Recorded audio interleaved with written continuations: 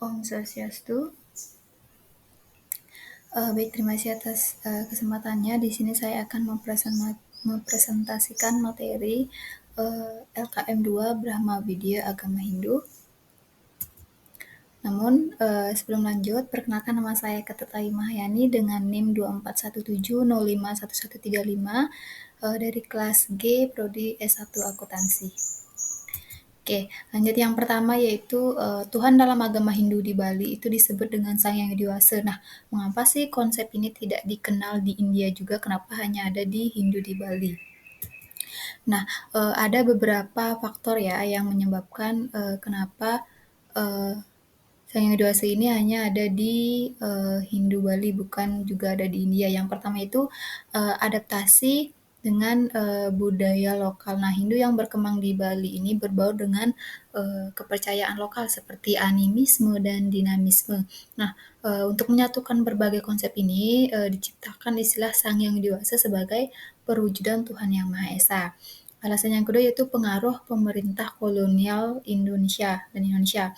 Nah, pada masa kolonial Belanda dan setelah kemerdekaan, Hindu di Indonesia itu perlu menyesuaikan kembali ya, menyesuaikan diri dengan prinsip ketuhanan yang Maha Esa dalam Pancasila.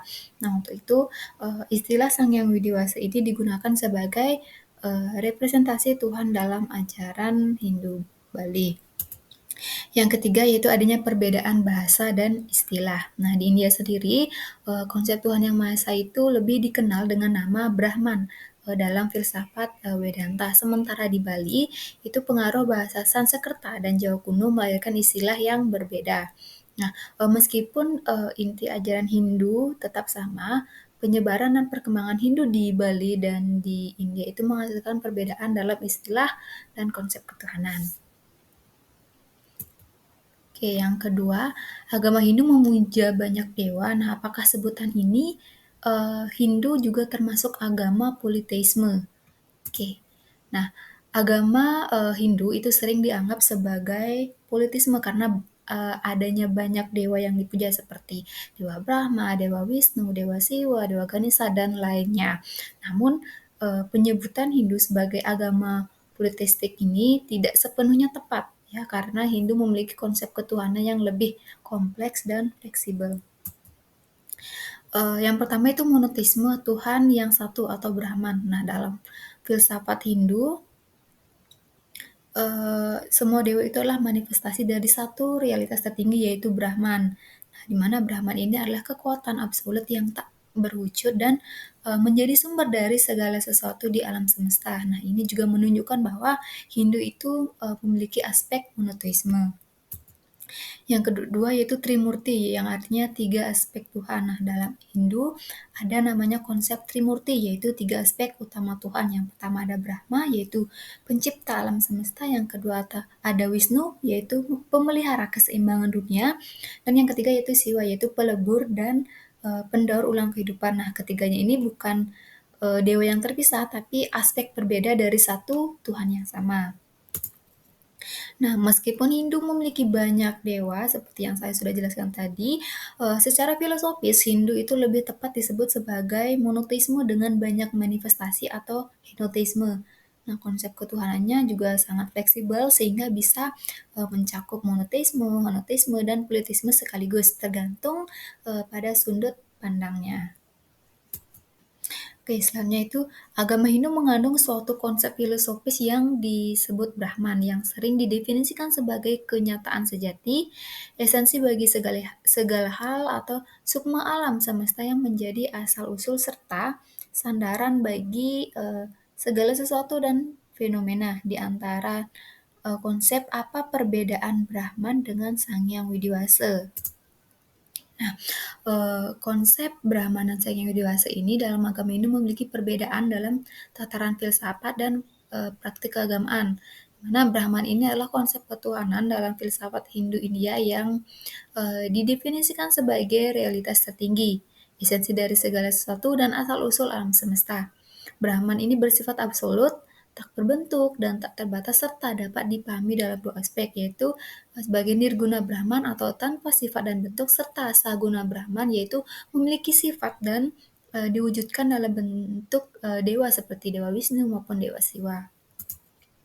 Nah, sementara itu, Sang Hyang Widi Wasa itu adalah konsep ketuhanan dalam Hindu Bali yang berfungsi sebagai, nama Tuhan Yang Maha Esa dan lebih dekat dengan pemahaman monoteistik. Konsep ini, berkembang sebagai adaptasi Hindu dengan budaya lokal di Bali berbeda dari filsafat Hindu di India. Nah, jika Brahman itu bersifat abstrak dan filosofis, maka Sang Yang Dewasa ini lebih konkret dan digunakan dalam praktik keagamaan di Bali. Meskipun berbeda, keduanya ini memiliki keterkaitan di mana Sang Yang Dewasa dapat dipahami sebagai manifestasi Brahman dalam konteks Hindu di Bali agar lebih mudah dipuja dan dipahami oleh umat Hindu di Indonesia. Selanjutnya yaitu saat ini banyak komentar di media sosial tentang Hare Krishna ingin dikeluarkan dari Hindu. Nah, menurut saya, mengapa demonstrasi menolak Hare Krishna ini muncul dan berikan solusinya? Nah, penyebab penyebab apa namanya ya, Hare Krishna ini dikeluarkan dari Hindu, yang pertama itu ajaran yang berbeda. Nah, Hare Krishna yaitu punya cara beribadah dan ajaran yang sedikit berbeda dari Hindu pada umumnya, sehingga ada yang merasa mereka itu bukan bagian dari Hindu. Yang kedua itu cara berdakwah yang aktif. Nah, mereka ini sering menyebarkan ajaran secara aktif, bahkan ke umat Hindu sendiri. Nah, hal ini yang membuat beberapa orang merasa tidak nyaman ya, karena cara berdakwah yang begitu aktif.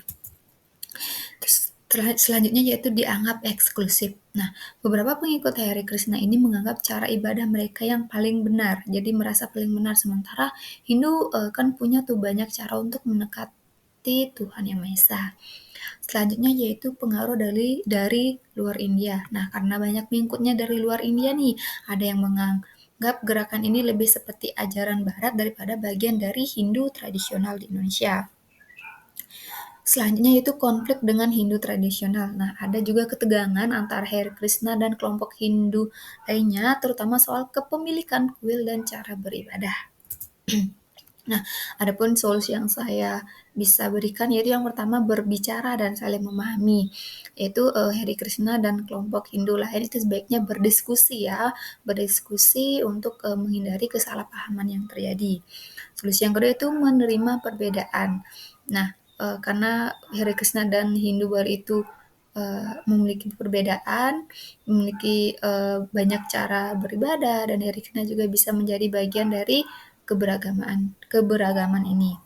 Yang ketiga yaitu tidak merasa paling benar. Nah, jika ada kesan bahwa Hare Krishna ini menganggap dirinya paling benar, nah mereka bisa lebih terbuka ya, harus lebih terbuka terhadap cara ibadah lain dalam Hindu.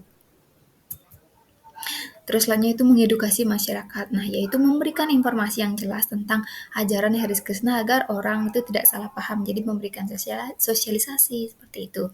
Terus selanjutnya itu bekerja sama dalam ibadah dan kegiatan sosial. Nah, yaitu melakukan kegiatan bersama agar hubungan antar umat Hindu lebih harmonis. Itu. Nah, Hindu ini adalah agama yang luas dan penuh keberagaman. Selama ada sikap saling menghormati, itu seharusnya semua bisa hidup berdampingan dengan damai. Nah, sekian presentasi dari LKM 2 Brahma Widya dari saya. Saya ucapkan terima kasih. Mohon maaf jika ada kekurangan materi atau salah kata. Saya ucapkan terima kasih. Saya tutup dengan Parma Santi. Om Santi Santi Santi.